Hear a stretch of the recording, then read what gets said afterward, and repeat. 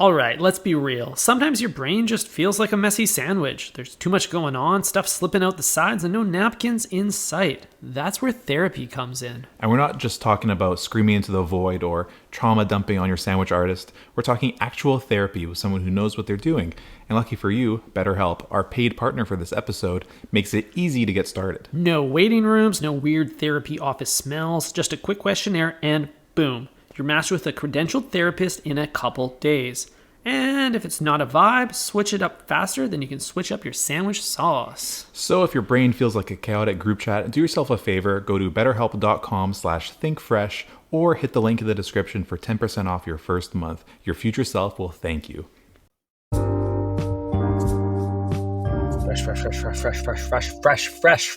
Fresh. Think fresh in the car, aka the mobile booth, aka Eric's whip. How are you doing, Eric? I'm doing just fine. Better now, I'll admit.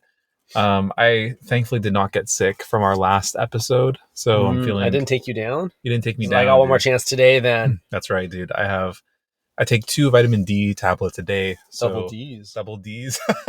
Good for you, buddy.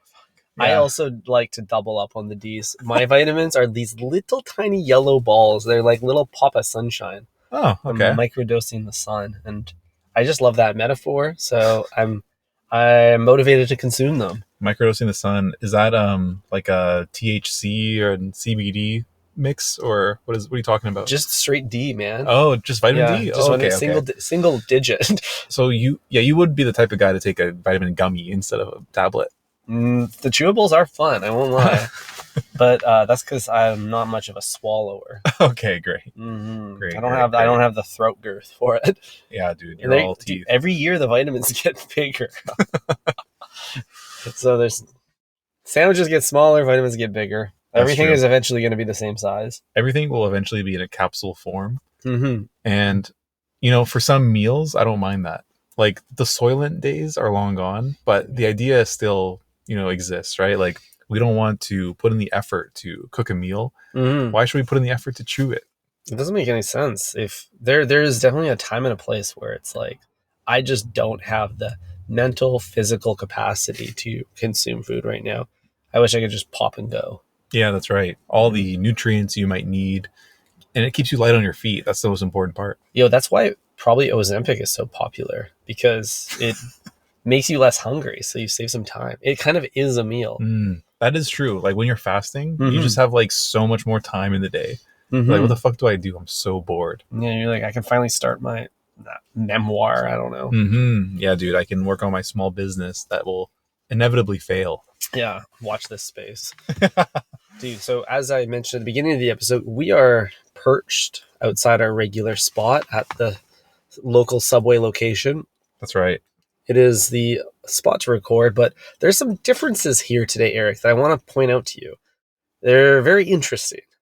Okay. There are multiple of them. The first interesting thing I want to point out to you is the Subway drive-thru. Yes, this location has a drive-thru, and it has one of those like 10-foot clearance signs, but it's been absolutely bashed up, which means between last episode and now, a very large vehicle attempted to use the drive-thru. It's possible that they succeeded because it looks like the sign did not stop them. Yeah, the sign was not strong enough for them to get through. Yeah, as soon as you start talking about the drive-thru, I immediately noticed this as well. There's a green sign that is like almost ripped in half. It's hanging on a single thread. Mm-hmm. Dude, It makes me think it happened today. Imagine the hunger that would drive someone to either miscalculate or ignore completely. We have this problem here. I don't know if you've noticed, but every once in a while, like seemingly every quarter, there is a new story of a truck hitting an overpass in BC. Mm-hmm. And like I swear last week it happened in downtown Vancouver. Oh, it's all the time. I don't know why the truck drivers and the bridge builders don't just talk and align on a standardized system. I mean, you would think that feet or meters is a good enough standard system, but I guess not. I guess truck drivers just don't know how much they're working with, Yeah, I wouldn't be surprised. A truck driver is a very typical Subway customer, Mm-hmm. do you think they walk in and then halfway through they're like, oh no, I meant a foot long. This is a 6-inch. My bad. Mm. Well, they obviously don't even like mention it, because at Subway you don't have to say if you want a foot long. You just say I want the BMT. That's true. You're defaulted into 12 inches. Exactly. And much like the 12-inch default, you're defaulted into fitting in the drive-through. Yeah, I always feel like with drive-ins, it's an opt-out. You have to opt out of fitting. Like you, by default, you assume you fit. Mm-hmm. I've also never owned a vehicle where I've ever had to think about that. Mm-hmm. Like, there's no space that this car won't fit into. Even a small space, motorcycle parking. Even the small car parking spot, Oh. I will gobble that thing up. You with will, this car. yeah, dude. You will tuck it. I'll have both wheels on each line. I don't care. The mirrors I'll are fit. in. You are bumper to bumper. It does not matter. I'm climbing out the sunroof. I don't care. Dude. Hell yeah. Yeah, so it's no problem at all. But I don't know, truck drivers, like, you would think there's very few things they need to think about on a daily basis. This would be one of them. This is one of the few things they need to think about. It's like rule number one as a truck driver is like, don't crash. Mm-hmm. And Don't speed. But dude, this is a derivative of rule number one. Like, is don't crash. And then, Bro, you broke rule number one that's of being the a truck sacred driver. rule of being a truck driver. You crashed. You crashed the truck. Oh shit. I guess it's kind of a crash edge case, but Mhm. it still happened. Well, you know what it is, Ty? It's a symptom. We're worried about a symptom, but we're not talking about the greater problem. The greater problem here is consumerism, Mm, because trucks have only gotten bigger and bridges have stayed the same size. you're right. We need bridgeflation. Yeah, we need to either increase the height of our roadways, and probably, seismic proof them. Yeah. Call back to our last episode. Mm-hmm. But yeah, I just think we need to fit more and more goods inside of vehicles, and we haven't accommodated the rest of the system. Yeah, you're right.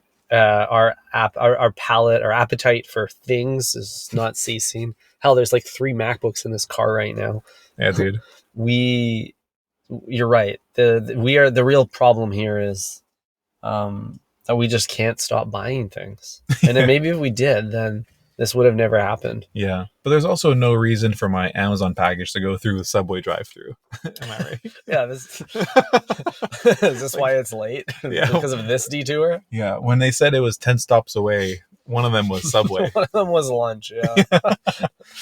Fuck, man. Wow. Have you noticed that? Have you ever tapped into the Amazon package tracking? It's like, it's 8 stops away, and then it's like 20 steps away.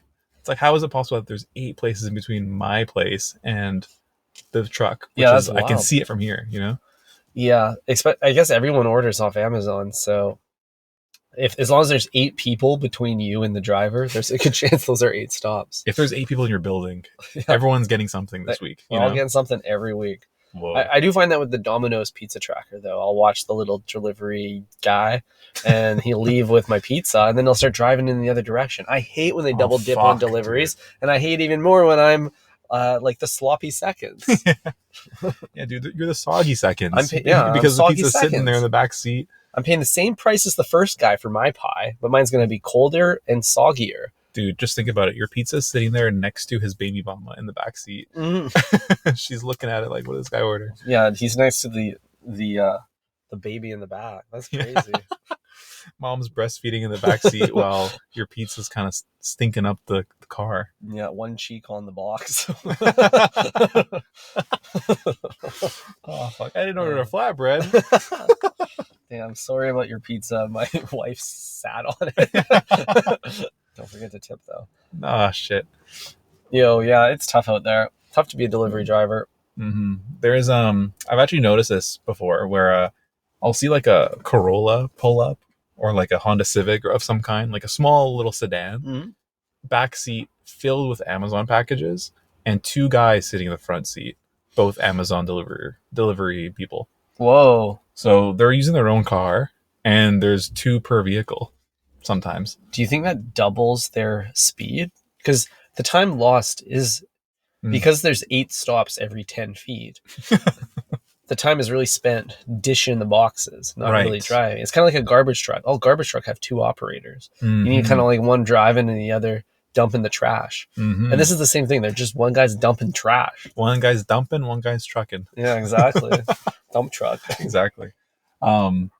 So yeah, it's a good strategy, and it's kind of like a logistical challenge. Mhm. If I'm, one of the frontline workers, I'm thinking, how do I, get as many Amazon packages to good people out there as I can? How do I optimize this?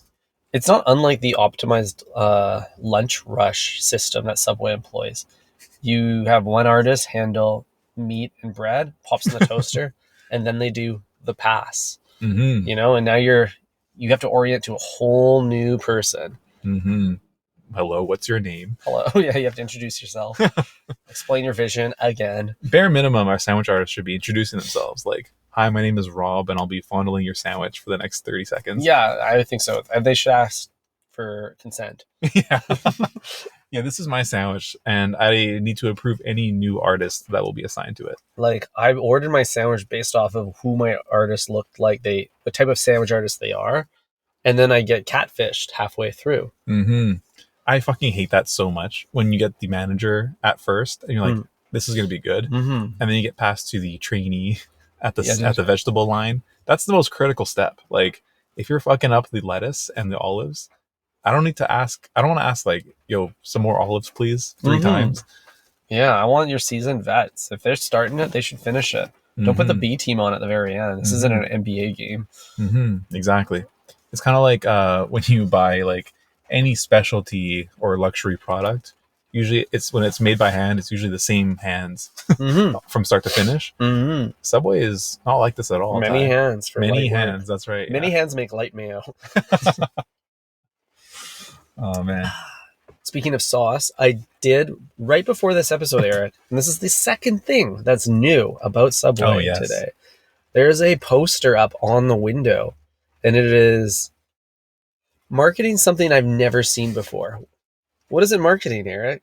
I can't see it. You can't see it? I can't see it. There's a pole in the way. Yeah, fair enough. Well, I did see it, and it says Mojo sauce. Disgusting. You don't want any Mojo on your sandwich, Eric? I do not want my sandwich artist and Mojo anywhere near my sandwich.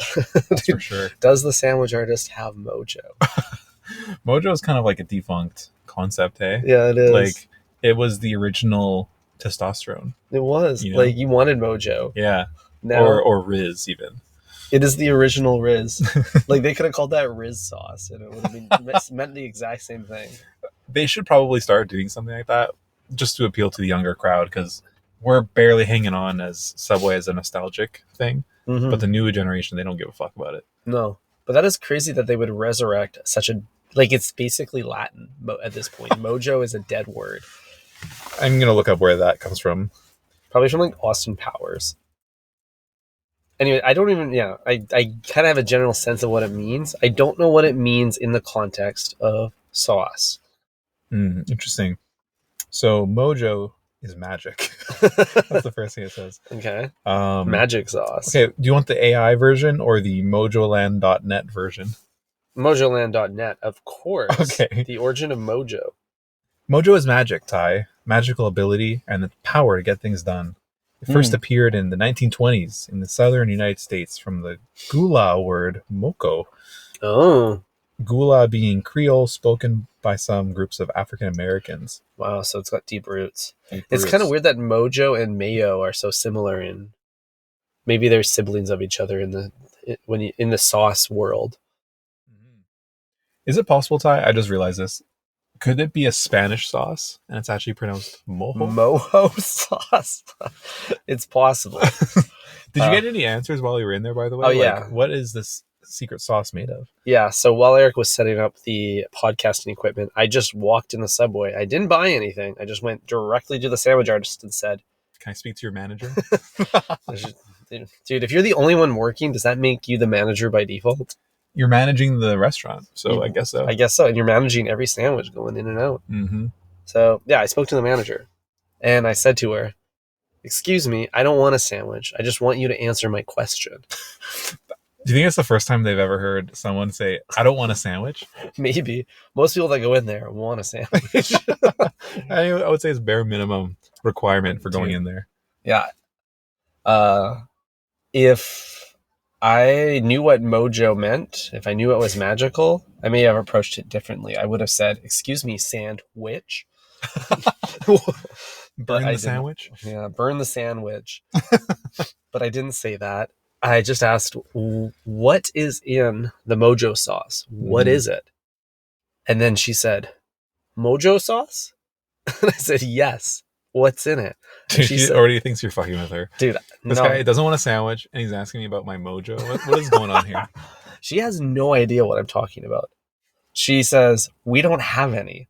I said, "I don't care if you don't have any. I just want to know what it is." Like I said, I don't want a sandwich, bitch. I'm not trying to buy anything. I have a simple question. What is the mojo sauce? And then she's like, I was like, I just tried to prompt her more. The ingredient list, the nutrition. If you could just tell me any details about the mojo sauce. And mind you, it is advertised on the window. She would have seen it walking in to begin her shift this morning. Yes, I think she knows it exists, but she couldn't tell me anything. The only thing she could say back to me was, "I don't speak good English." Oh. So I said, "Fair enough. Thank you, goodbye." Oh, so you didn't get an answer. I never got an answer, dude. Interesting. Well, good thing we have 3 laptops here, Yeah, and we well, can look it figure up it out. ourselves. I can describe it to you. It is brown and creamy. Oh, God. What is the brown creamy I got sauce at Subway? I got a close up of the poster while I was in there, and that's what I pointed at when I was describing my question. This stuff, what is it? Mojo. It's a disappointing answer, Ty. Oh no. It's the Cuban sauce, just rebranded. Oh, interesting. That's what I think so, at least. Because remember they had the Cubano sandwich? I remember. I'm seeing a Reddit thread here that says the normal name for the Cuban style sauce is Mojo. Yeah, and then every other article below that, Cuban Mojo sauce recipe, Mojo sauce recipe with garlic, orange juice, oil, oregano, cumin. Gotcha. Yeah. So we've been duped. It says new Mojo sauce, but it's just a rebranding of the Cuban sauce. Yeah. That's a shame. Which is I don't know if that's the right move. Do you think people are resonating more with Mojo or Cuba? Well, I don't know much about Cuba, Eric, but I know it to be a very flavorless place. Oh, that's true, actually. Yeah, so it does feel hypocritical to have the Cubano sauce packed a punch. It hits you on all top, mid, and bottom notes. Yeah, it doesn't represent Cuba very well. No, it represents Cuba like the people are flavorful and the buildings are flavorful and the old vintage cars, but the food is bland. So maybe this appeals more to a American audience because Cuba also has a very dicey relationship with many of Subway's customers. So you're telling me if I go in there right now and order a sandwich with a Mojo sauce, she won't do it? She will deny you it, yeah. That's wild. But I bet you if you ordered a sandwich with the Cubano sauce, she put it on. Yeah, honestly, I bet she doesn't know. that could be it. That's like saying mayonnaise. Like, can I get the mayonnaise? She's like, we have light mayo. Yeah, exactly. We have mayo. It's just a linguistic difference. Yeah, it's really just a language barrier at the end of the day. But, damn. Well, now that it's got a new name, I am excited to order it. I'm not. I don't know, dude. We've been like kind of planning a Subway trip. We come to this parking lot twice a week, but we never go in the restaurant. It's more than enough. Like, I don't need any more exposure to the brand than what we do currently. It's making me like secondhand fat. Yeah. I mean, we're breathing in the garbage smell. Yeah. I think that's the bread. That is the bread. This is actually the only Subway location where you can't smell the bread outside. Yeah, it's well insulated. It's very well They insulated. got that shit locked down. Yeah. I wonder if they don't want to draw in the wrong crowd. Like a bunch of stray cats just pull up. Dude, like there's so many rats in this area. There'd be a rat colony in there if that bread smells any stronger. Yikes. Yikes is right. Ty, I had a pretty nice foodie weekend. Oh, my man's eating around. I'm eating around. And I only bring this up because I want to tell you where I think the very best steak is in Vancouver. You've tracked it down. I've tracked it down. Okay. This month alone, I've been to Elisa Steakhouse Yeah. and Savio Volpe. Nice. And I gotta say, Savio Volpe has, I think, the best steak in Vancouver. Really? Which is, it's not even a steakhouse. No kidding. It's an Italian restaurant. You can't eat a steak family style. I don't understand. Yeah, you can. Steaks are one of the best things to eat family style. You just gotta Really? get it sliced. Pre-sliced. Pre-sliced. Yeah, they should put the slab down. That's an individual portion. Mm-hmm. But if they cut it up, a little frite, a little. Yeah. No, dude, it's I gotta say, honestly, by far the best. We got a 35-ounce ribeye. That shit was absolutely fucking massive. It came with Malden salt on the side. Nice healthy portion of Malden salt. Salt it yourself. Mm-hmm. Some chimichurri or salsa verde, one or the other. A confit garlic clove. Nice. Very, very pungent and good. Yeah. And then a nice large piece of bone marrow as well. Wow. So I gotta say, like, all of these things, along with the meat, just perfect steak, bro. I gotta say. Sounds like you kind of got to build your own situation going on here too. You know, like a fajita. Like a fajita, exactly. Yeah, you're just kind of picking a few different things and building the perfect bite. Mm-hmm. You can kind of do this at Elisa because you order the steak, you order all your sides. You can also choose like as many sauces as you want with it, kind of like Subway. Like, you can get the red wine jus. You can get the peppercorn, the chimichurri, salsa verde. All these things you can add on for like $1 or $2 to your steak. You get them on the side, right? So you can kind of do the same thing there. No salt, I don't think. Maybe there is. But yeah, just Savio, it takes all the guesswork out of it. You just like order the steak. It comes with all the stuff you actually want. Totally. Including the garlic, which was so fun to just have the garlic head there. You just pick out all the good pieces. So good, bro. It's pretty funny how there's like a class of food that was like just a small quantity of something and then way too many dips and sauces to go with it. Like oysters is another example. They like order some oysters for the table and they bring like more containers full of strange dips than they bring actual shells. I absolutely fucking hate when Rodney's brings me like 30 hot sauces. Yeah, you're like, do you know what I'm talking about? I'm not even here for the hot sauce. Yeah, this needs lemon. That's it. Yeah. Why do I have like 4 kinds of Tabasco? It's like, if you have 4 kinds of Tabasco, you must not believe that your oysters are very good. That's my takeaway from that. Or you think I'm such a hot sauce connoisseur that I know the difference between habanero and chili. Spicy. One's a little bit more spicy. Yeah. Like, I don't give a fuck. Yeah. Just give me the fucking lemon. Maybe some horseradish. Tiny I'm bit, happy. maybe. Yeah. Nothing else. Exactly. Yeah. It's gone too far. Yeah, dude. It's oversaturated, man. What's up with that? I just feel like there's a pseudo luxury here where they like the business thinks by offering choice, they're offering a more luxurious experience. They're like, our oysters, our steak's the best because it comes with all of this stuff. But it's like, you don't actually want any of that stuff. You don't want the burden of the decision that comes with it. Yeah, I mean, it's possible that that's what their thinking is, but I think it's such a gross like oversight on their end. Like, gross is the best way to describe that oversight. Yeah, dude, because like people don't want to have to choose. Mm-hmm. And also because it's all communal bottles, all of them have that like crusty red shit on the top of it.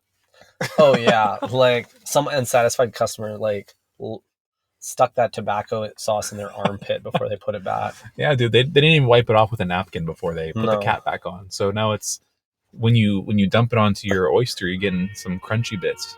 Yeah, this communal condiment situation is all businesses. The syrup at Denny's, the ketchup bottle at your diner, you know? They always come out absolutely just like they've been to war. They're returning from war. Mm-hmm. Yeah, they're bloodied up. So there is like, as much as I want to be able to like get behind the glass at Subway and get to work myself, get my hands a little dirty, it's something to be said for like the sauces need a professional operator. Mhm. Not everyone should be able to just add sauce to their sub on their own. Mm-hmm. My favorite trick they do is when they put a finger on the top of it and then give it one little shake. know? Yep. The finger prevents the sauce from, squirting out the top while he's shaking it. It's a cool look too. And if they do the finger cup or the finger close, then when they squirt, it's not going to be just a line across. They're going to do a kind of artistic gestural squiggle, Mm-hmm. back and forth, back and forth, back and forth, back and Mhm. forth. I need that Johnny Ye or that Johnny Hamcock or whatever. What the fuck is it called? Jackson Pollock. Yeah, that too. What's that called when people have a signature? John Hancock? A signature sauce. No, Dude, who's John forget Hancock? That's another just word for a signature. No, it isn't. Yeah, dude. I think, dude, you're thinking of a Siggy. You need a Siggy. John Hancock. Yeah. It's the signature on the Declaration of Independence. Interesting. It symbolizes patriotism and defiance. Yeah. Dude, So when people ask for a signature, you say, I need that Johnny Hancock. Dude, I don't want no hand or cock on my foot long. Thank you very much. Why do we say, I need your John Hancock? No, dude, it's a real thing. Okay. Here it is in a sentence for Okay. you. Please help us out and put your John Hancock on our petition. Wow. That is weird. It refers to the bold signature that the man himself wrote on the Declaration of Independence. So it represents that your signature has power. Mm-hmm. Wow. Very cool. Kind of cool. Yeah. Huh. You would think I'm crazy, Ty, but I'm it's a real honestly, thing. I learn something new every time I hop in the booth with you. Likewise, honestly.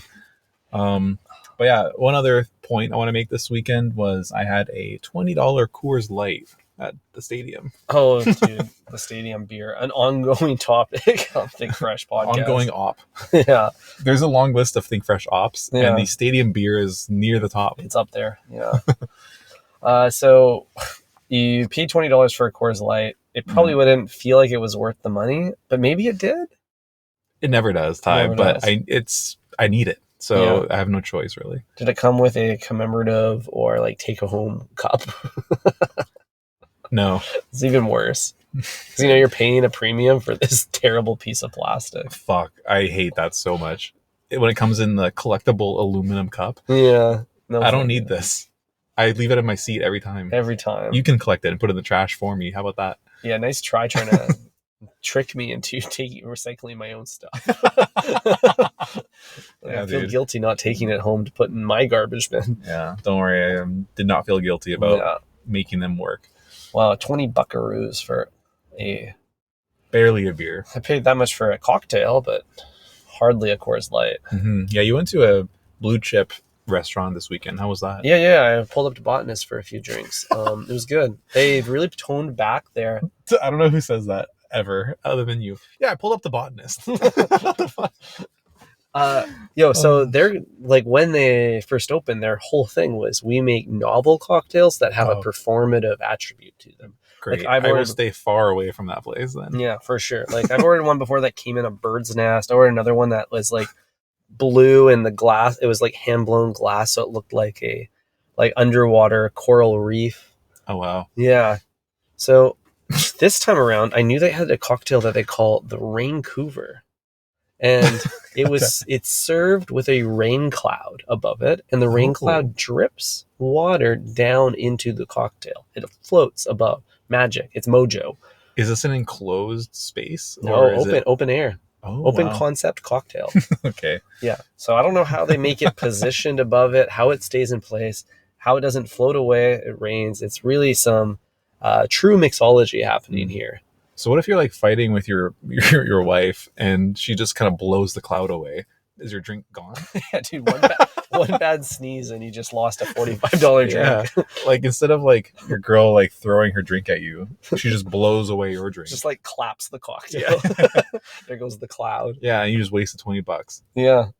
Well, I think it cost $50. Oh my god. But it was worth it for the novelty, except I wasn't sitting at the bar. I was sitting at some high tables nearby. And when I attempted to order the beverage, Eric, the server denied me the drink. No. And he said, we can't transport it off the bar. You'll have to get something else. Transport.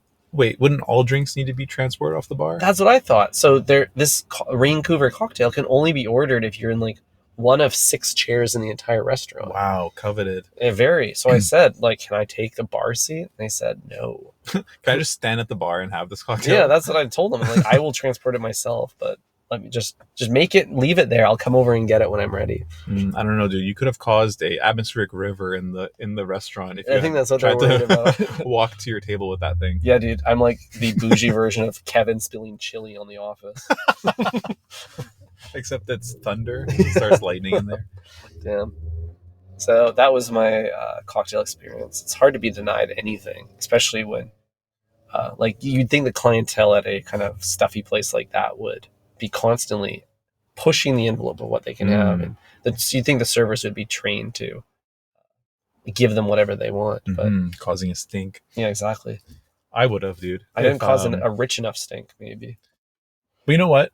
Maybe this is actually good for you because, one, you don't have to pay $50 for a cocktail, and 2, you looked like you were going to in front of your friends. That's a good point. So it's like you got the clout of buying something really expensive and not actually having to spend the money. That's true, because the only reason to ever buy that is a performative gesture in of itself. Yeah, I guess. Yeah, I feel like you might do something like this, but I would feel terribly embarrassed that everyone had to like watch the server create a cloud for my drink. Yeah, that's true. It's like when the server like has like a light show as part of your drink, or like blows like a bubble and puts it on top. Like whenever that happens, I just feel so bad for everyone around me. I'm like, I didn't ask for this. Dude, I feel bad for the server too sometimes. Yeah, same. It's like when they sing Happy Birthday. You don't have to do that. Yeah. Yeah, fair enough. Fair enough.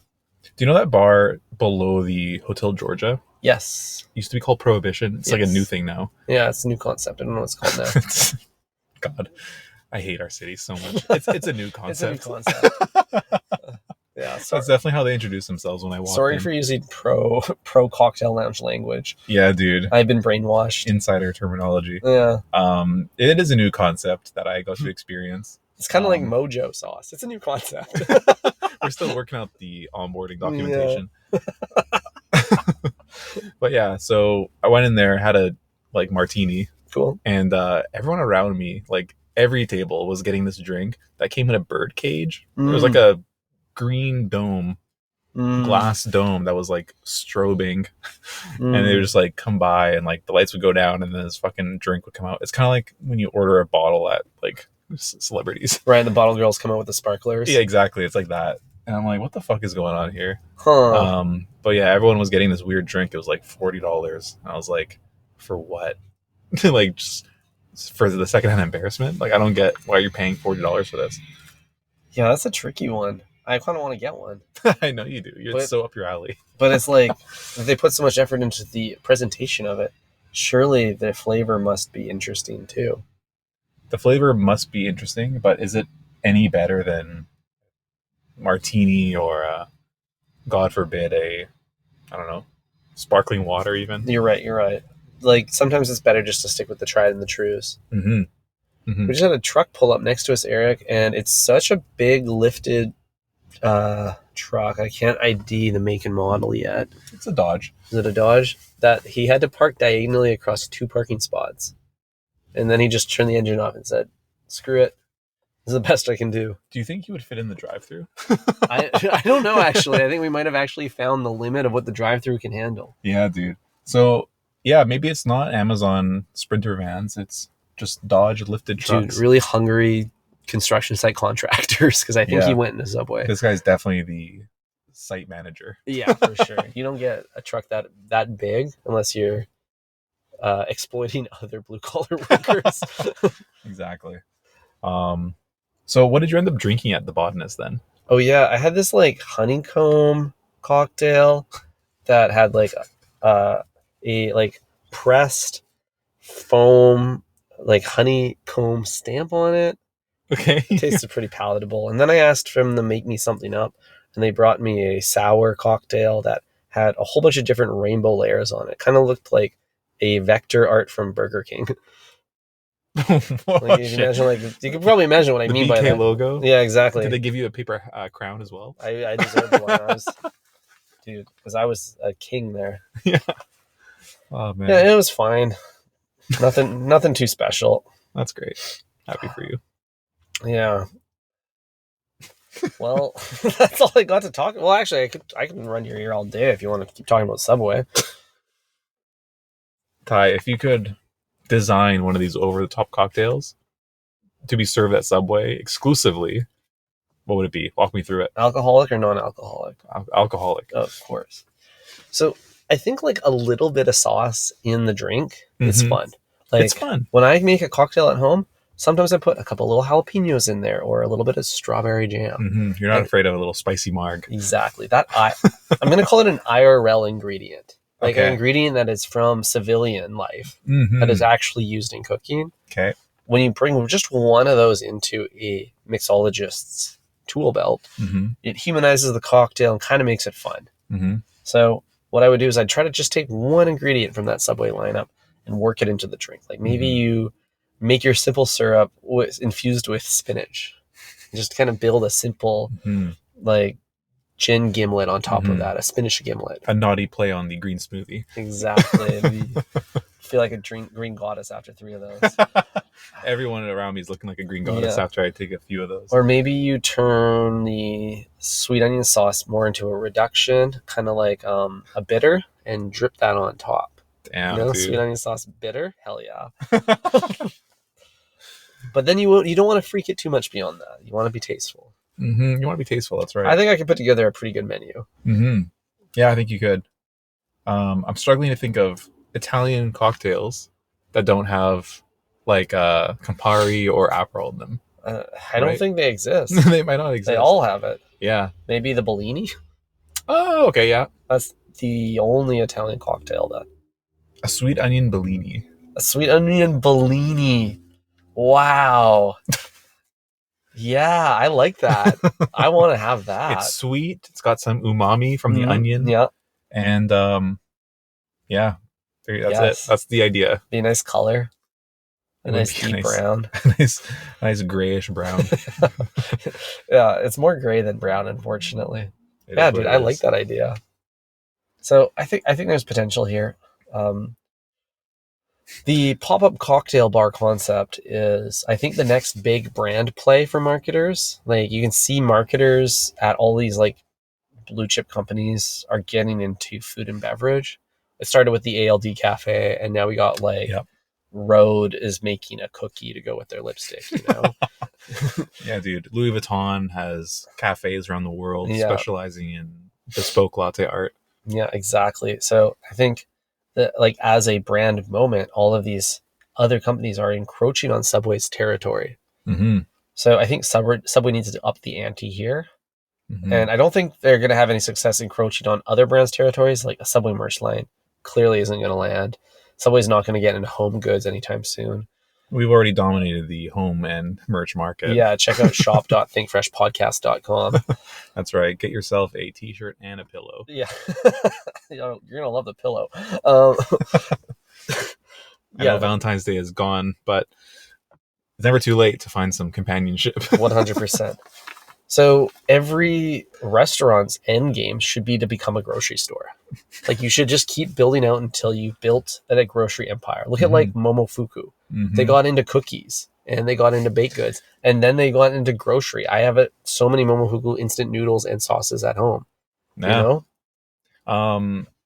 I had this realization with the brand Kith. Are you familiar? Of course. They do like some random shit in all of their stores, and it's usually different. Like it's like a flower shop inside one of their stores. One of them does like the sweets, like there's like ice cream or something. Candy store. Cool. Candy store inside the clothing store. Yes. So you're like kind of going there for that thing because you're not going to buy a t-shirt every week, but you're going to pop in for some soft serve, you know? Exactly. It's a low barrier entry way to get you at least browse in their knitwear. Exactly. And if there's a huge line out front, then that's only good for business. Facts. So yeah, I feel like everyone's going to be selling everything. It's the next era.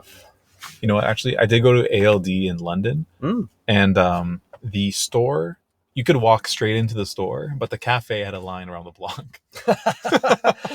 That's really cool. And that was the thing that was successful. Yeah. So it's almost like our cafe. We talked about cafes going bankrupt in one of our last few episodes, but maybe it's the only business model that still works. It works if the brand is strong. Yeah, that's true. Like- Make the cool brand and then add coffee. Exactly. Because think about it this way, like most people are priced out of an ALD sweater, but everyone can still afford a vanilla latte, even if it's $7. You can do that once and be Yeah. a part of that brand story and kind of connect it to your Mm-hmm. personality, even if it's for one Instagram flick. Dude, you know? yeah. What's $7 for a story post? Nothing. That's pretty good price. That's actually how we should be thinking about brand moments, is like, how Mm. much will it cost someone to get this experience on their story? Mm-hmm.